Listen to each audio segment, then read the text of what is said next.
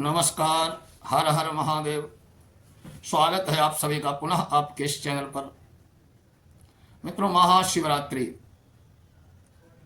एक ऐसा पर्व जिस पर भगवान भोलेनाथ की पूजा आराधना कर हम अपने जीवन के नाना प्रकार के कष्टों को, संकटों को दूर कर सकते हैं।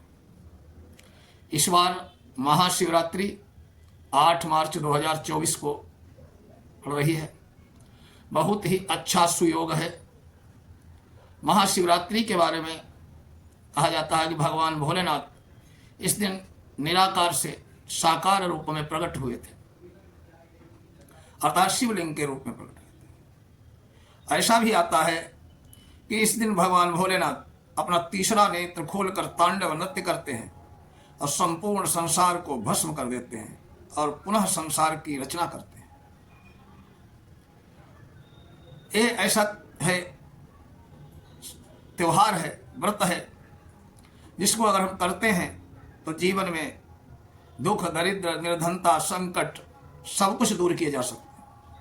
आज आपको कुछ ऐसे उपाय बताने जा रहा हूं जिन्हें अगर आप करते हैं तो आप समझिए, अगर धन नहीं तो धन मिलेगा, संतान की समस्या है तो वो दूर होगी, शत्रु अगर परेशान है कर रहे हैं तो वो शत्रु समस्या दूर होगी, जीवन का भाग्योदय होगा।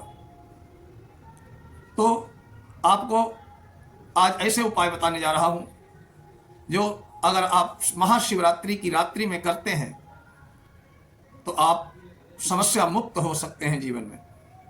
मित्रों, करना क्या है? ये शिवलिंगी का पेड़ है। शिवलिंगी का पौधा साक्षात शिव का स्वरूप होता है।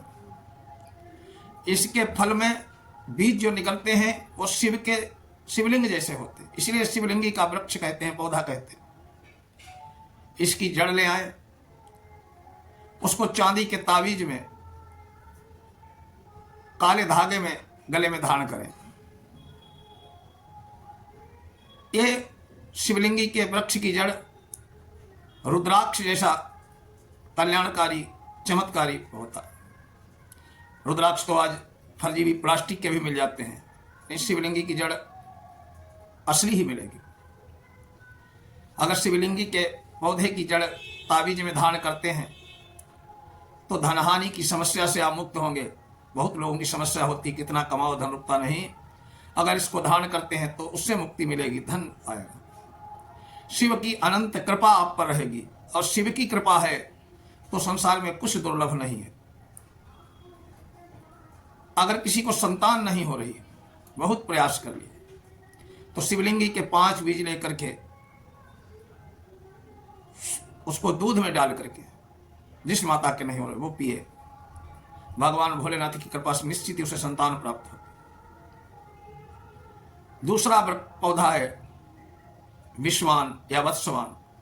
इसके बारे में कहा जाता है कि ये भगवान भोलेनाथ ने जब विषपान किया था तो कुछ बूंदें गिर गई थी जमीन में, उससे विषवान या वत्सवान नाम का पौधा पैदा हुआ। ये बहुत ही जहरीला होता है और बहुत ही चमत्कारी, प्रभावशाली होता है। इसकी जड़ ले आए।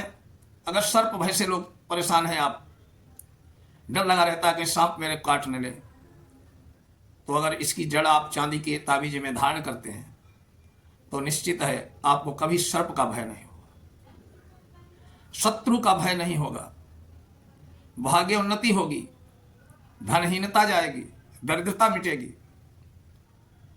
हर तरफ मान सम्मान बढ़ेगा, शिव जी की अनंत कृपा प्राप्त होगी। तीसरा पौधा वृक्ष है गूलर। गूलर बहुत ही साक्षात, इस पर नरसिंह का वास होता। भगवान नरसिंह ने जब हिरण्याक्ष कश्यपु का वध किया अपने नाखूनों से, उनके नाखून में खुजली पड़ने लगी, तो उन्होंने वो नाखून गूलर के जड़ में, पेड़ में काट दिया, तो उनकी खुजली मिट गई। गूलर कहने लगा, प्रभु आपकी खुजली मिट गई, मेरे को बड़ा कष्ट हुआ। भगवान ने कहा, आज के बाद मैं तुम्हारे वृक्ष पर ही, तुम्हारे पास ही रहूंगा। तो गूलर की वृक्ष पर भगवान भोलेनाथ का वास होता, नरसिंह का वास होता। इसको जो धारण करते हैं, गूलर जो खाते हैं, वो निरोगी शरीर बनता है, धनहीनता उसके घर से जाती है, दरिद्रता नष्ट होती है, गूलर के जड़ ला करके लाल कपड़े में बांध करके अपने घर के मुख्य दरवाजे पर बांध दें तो भगवती लक्ष्मी की अनंत कृपा होगी। गूलर की जड़ को लाते हैं तो गूलर शुक्र का भी पौधा होता है, पेड़ होता है, और शुक्राचार्य भगवान भोलेनाथ के अनन्य भक्त हैं। तो शुक्र क्या है? धन धान्य वैभव ऐश्वर्यान की सभी वस्तुएं देने वाले। तो अगर गूलर की लकड़ी ला करके उसे चांदी के तावीज में धारण करके गली में धारण करते हैं तो निश्चित ही दरिद्रता, दुख, संकट आदि व्याधि सभी दूर होंगे।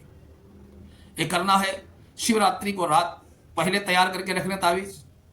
शिवरात्रि को 12 बजे के बाद शिव जी पर जल चढ़ाने के बाद एक तावीज उनको स्पर्श करा लें और धारण करें। इसमें एक भी अगर आपने धारण कर लिया तो शिव प्रभु की अनंत कृपा प्राप्त होगी। आपका जीवन धन धान से परिपूर्ण होगा, शत्रु बाधा दूर होगी, सभी प्रकार के संकट दूर होंगे। ओम नमः शिवाय।